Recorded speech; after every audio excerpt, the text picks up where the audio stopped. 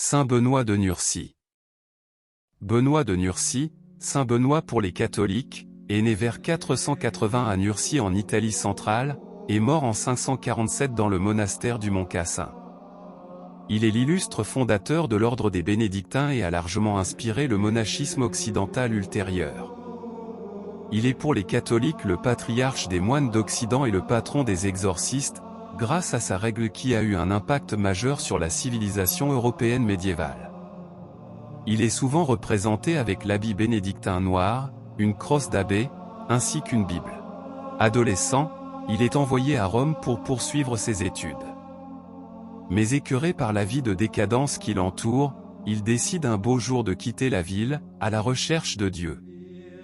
Après une rencontre avec un moine du nom de Romain, il se retire dans la solitude dans une grotte de Subiaco.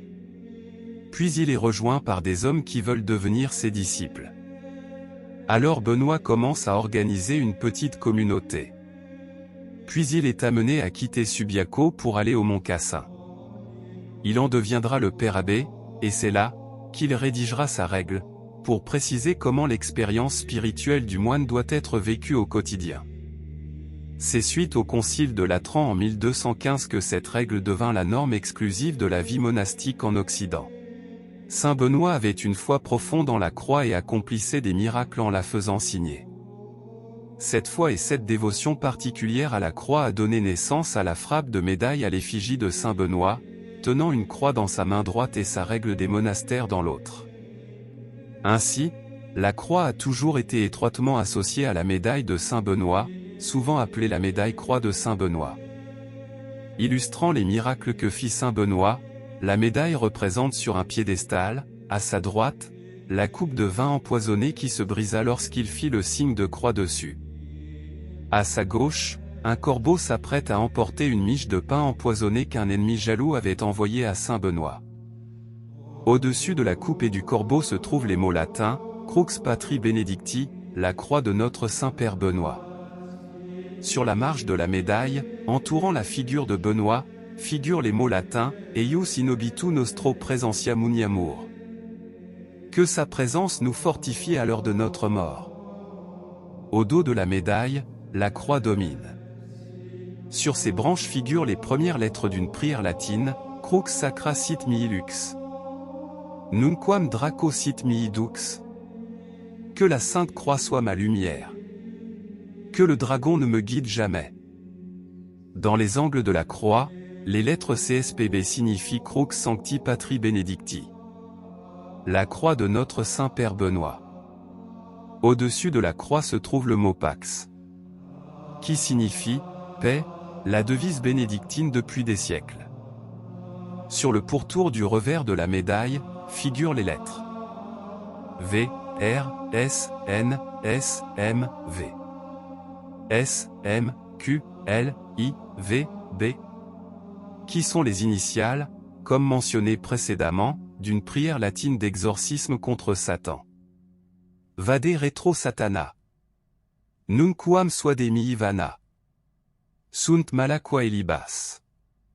Ipse venena bibas. Retire-toi, Satan.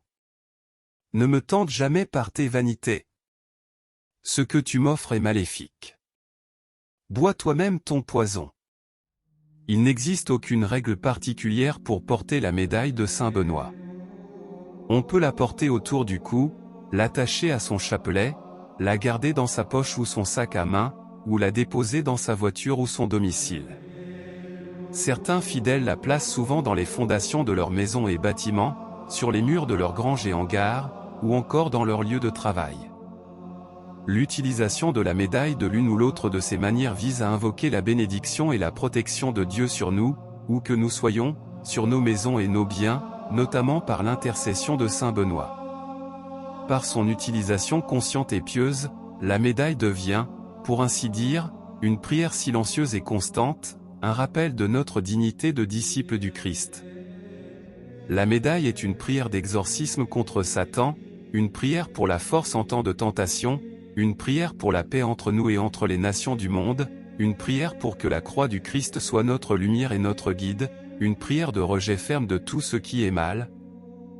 Une prière de demande pour que nous puissions avec le courage chrétien, marcher dans les voies de Dieu, avec l'Évangile comme guide, comme nous y incite saint Benoît.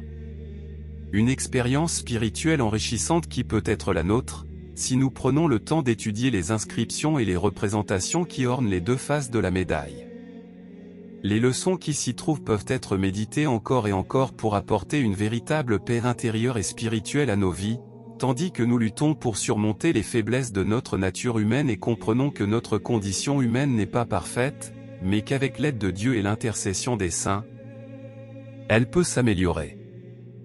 La médaille de Saint Benoît doit nous servir de rappel constant à la nécessité pour nous, de prendre notre croix quotidiennement, et de suivre le vrai roi, le Christ notre Seigneur, et ainsi apprendre à partager son royaume céleste, comme Saint Benoît nous y exhorte.